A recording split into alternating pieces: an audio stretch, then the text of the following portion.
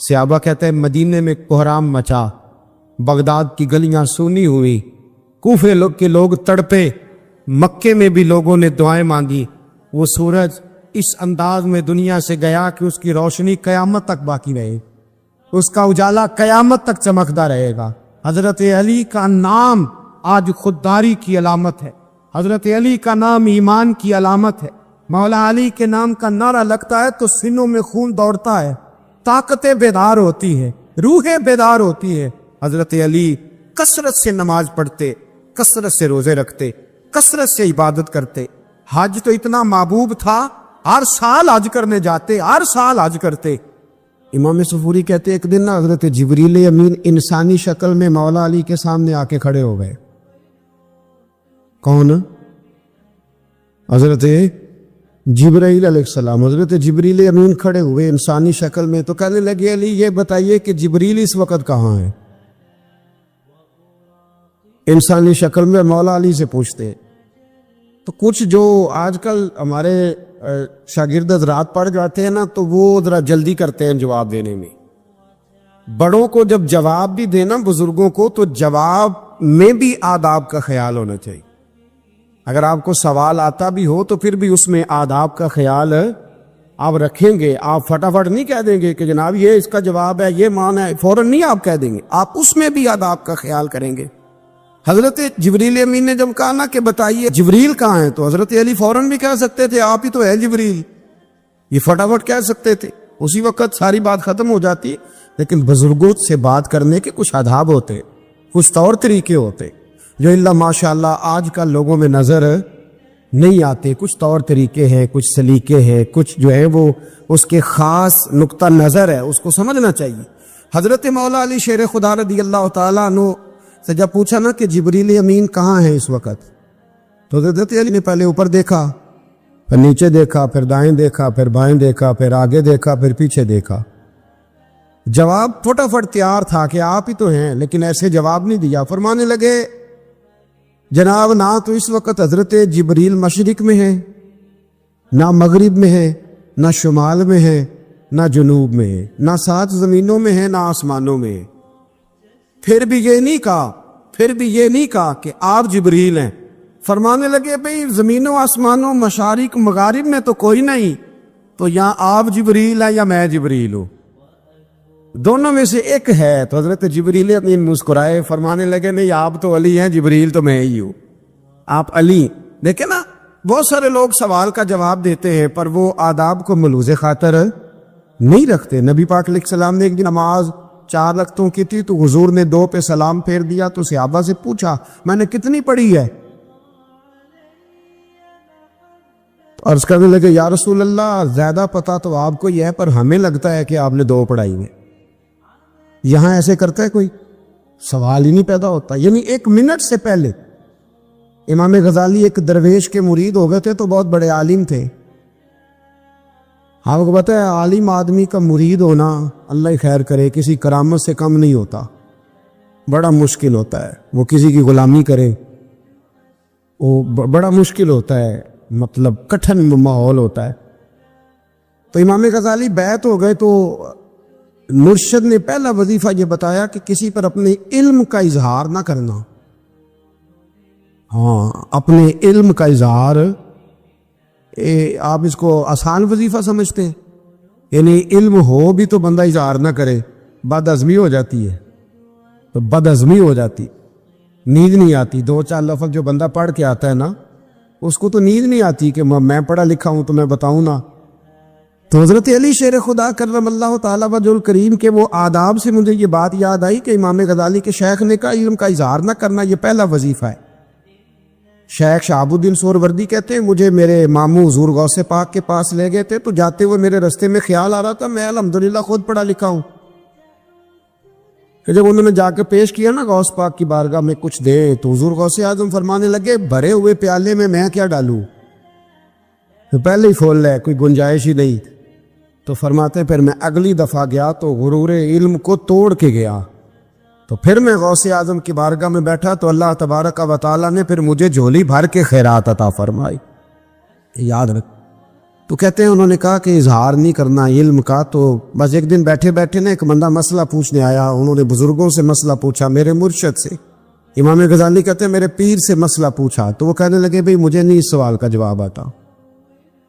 حضرت صاحب نے کہہ دیا مجھے نہیں آتا. کہتے میں قریب تھا, میں نے اس بندے کو بلایا, میں نے کہا مجھے آتا ہے جواب, میں بتاؤں؟ تو کہتے شیخ فرمانے لگے غزالی تیرا کیا خیال ہے, مجھے نہیں تھا جواب آتا.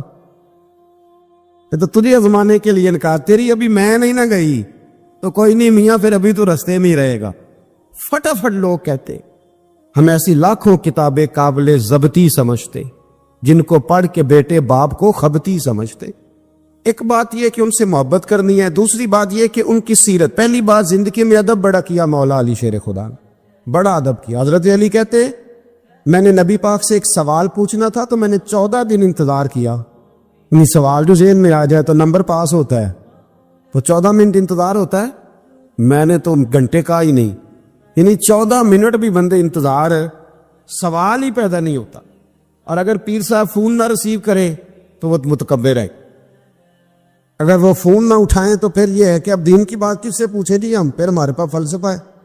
کہتے میں نے 14 دن انتظار کیا. کیا؟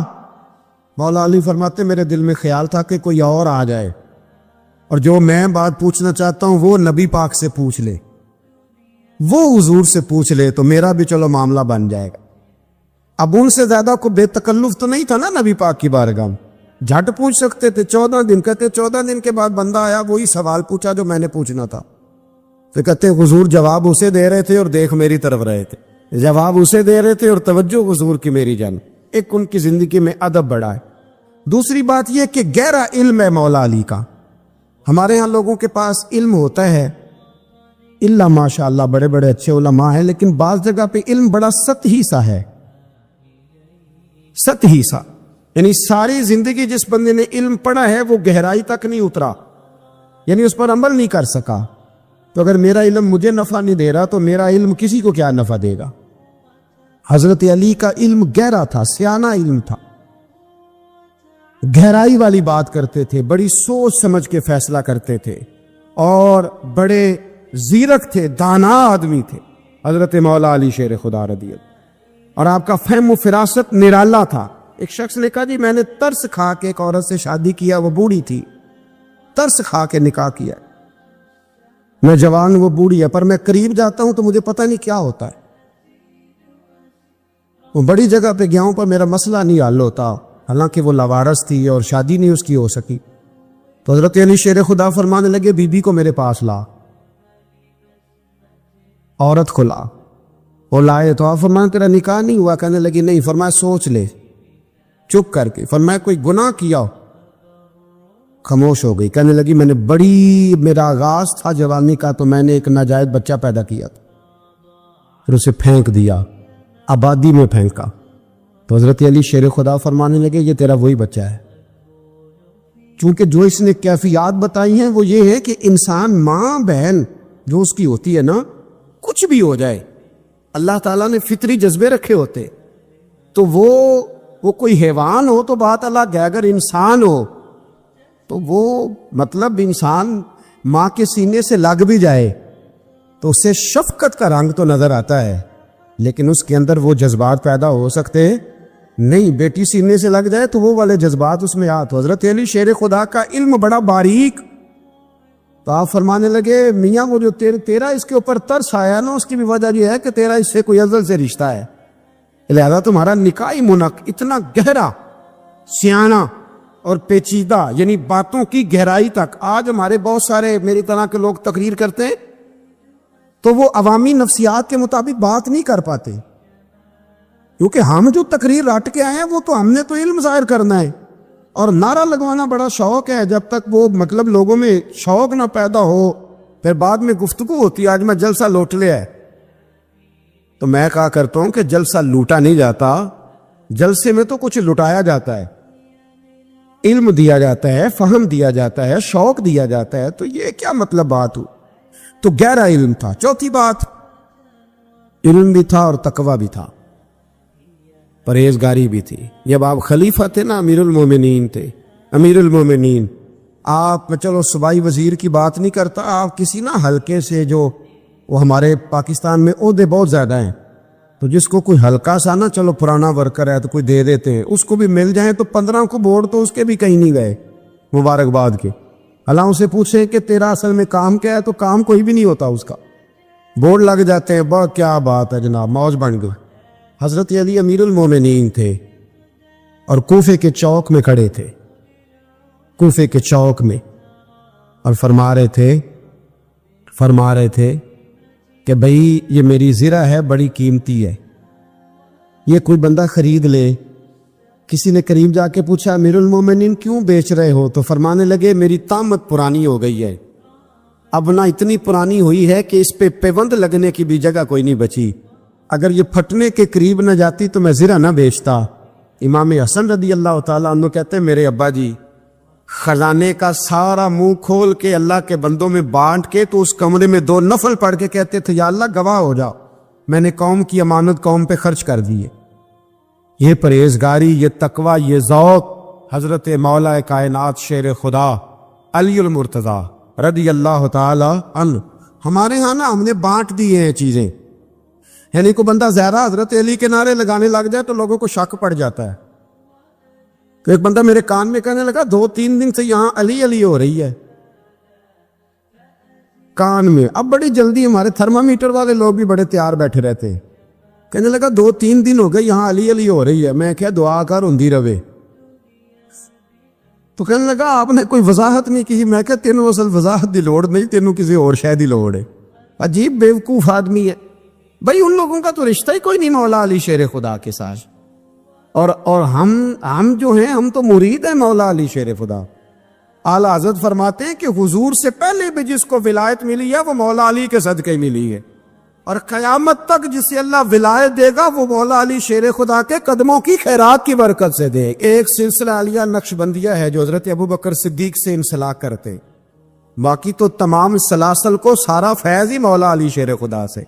تو آپ یہ کیسی بات کریں گے کہ جناب وہ فلانے کا آپ، اور جی میں نے اسے کہا کہ شاید میرا دعویٰ کوئی نہیں، پر میری جو اپنی تھوڑا بہت مطالعہ ہے نا، میں انسائکلوپیڈیا ہوں حضرت عمر فاروق کا، مجھے جنون ہے حضرت عمر فاروق سے محبت، جنون ہے۔ اور میں نے ایک دفعہ سکیچ صرف ابھی بنایا ہے، تو شاید میں 2 جلدوں میں کتاب لکھ دوں حضرت عمر فاروق، یعنی شاید ان کے حالات پر کوئی ایسی کتاب جو دنیا میں چھپی ہو اور میں نے دیکھی نہ ہو، شاید وہ جس ذریعے سے بھی۔ اور آپ میری گفتگو سن لیں، شاید ہر دوسری بات میں حضرت عمر کی کرتا ہوں، لیکن ایک بات پکی ہے کہ مرید میں مولا علی شیر خدا کا، یہ بات میاں پکی ہے، اس میں شک کوئی نہیں نا، اس لیے کہ حضور کے بعد فیض مولا علی سے، پھر امام حسین سے، پھر امام زین، یہ ہمارے بزرگوں نے ہمیں شجرہ یہ دیا ہے۔ تو آپ وہ جو بات جہاں ہے وہ وہاں ہے۔ حضرت ابو بکر صدیق کے بارے میں جو شک کرے پکا بے ایمان ہے، پر اس میں تو بات پکی ہے نا کہ حضور نے فرمایا علی تجھے دیکھنا بھی عبادت اور تیرا ذکر کرنا بھی عبادت، تو خدا کے بندو علی علی نہ کریں، ہم تو مر جائیں، کوئی جگہ ہی نہیں ہے سوائے حضرت علی شیر خدا کے ذکر کرنے کے۔ تو یہ کچی کمزور باتیں نہ کرو، یہ کوئی عجیب بات ہے کہ جی وہ اگر علی علی زیادہ کیا تو کوئی فلانے طبقے سے تو نہیں، تو یہ ایسی کمزور بات آپ کیوں کرتے ہیں میاں؟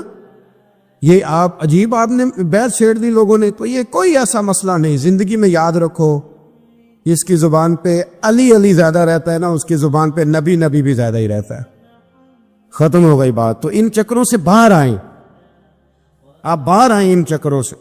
اور اسی طریقے سے میں نے کہا تھا کہ ہم کوئی ترازو لے کے نہیں بیٹھے ہوئے کہ فضیلت کس کی زیادہ ہے۔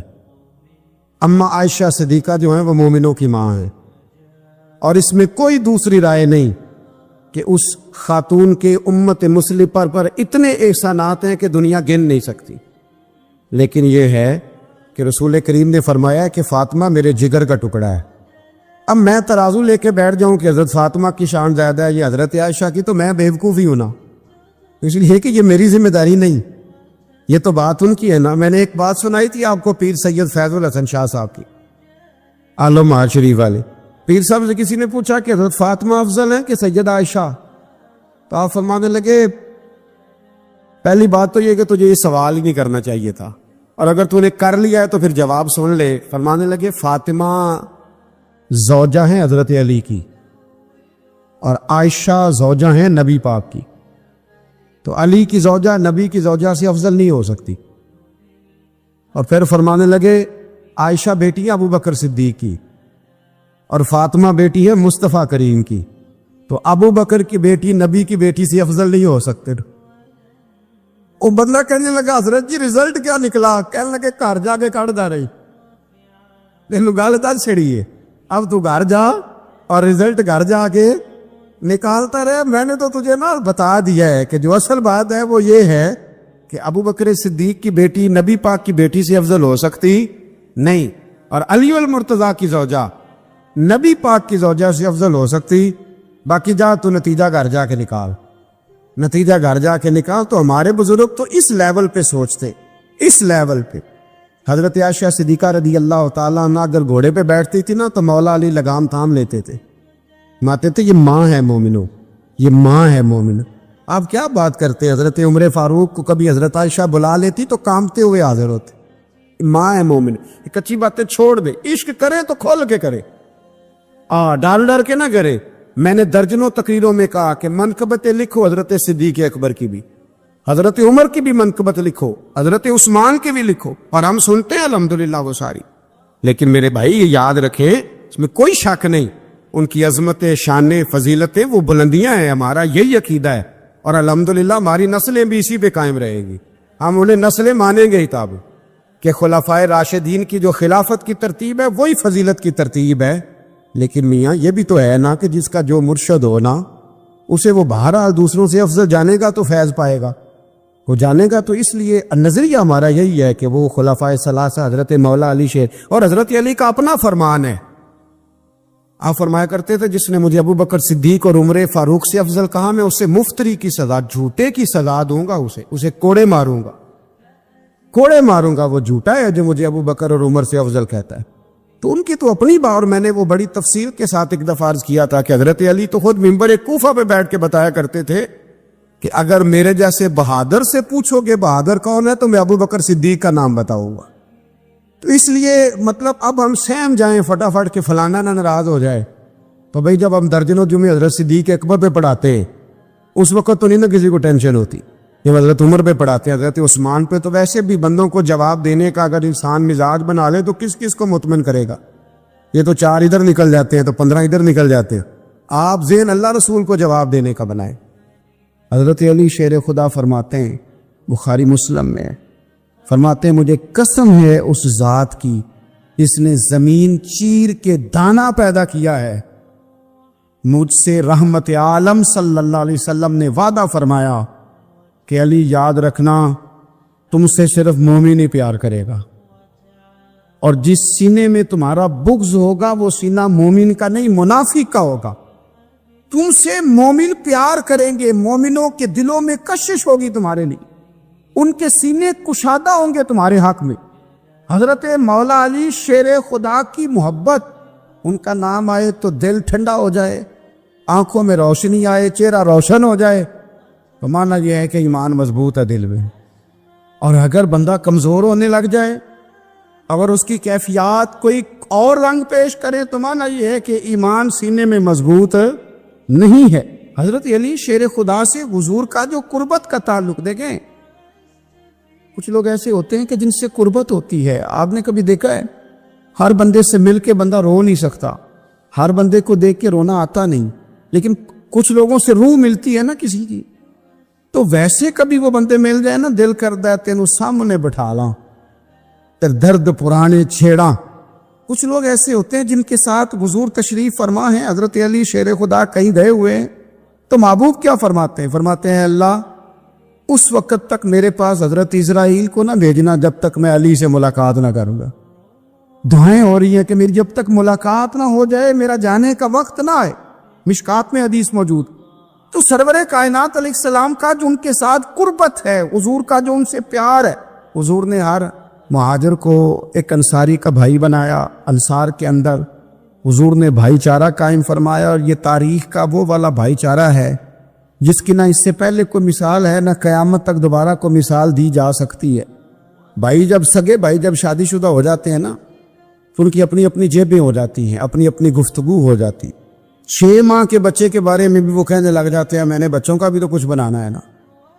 انہیں بالکل اب وہ چیزیں نظر آنی بند ہو جاتی ہیں جس میں والدین اور بہن بھائی شامل ہوتے ہیں۔ وہ کہتے ہیں میرے بھی تو بچے ہیں۔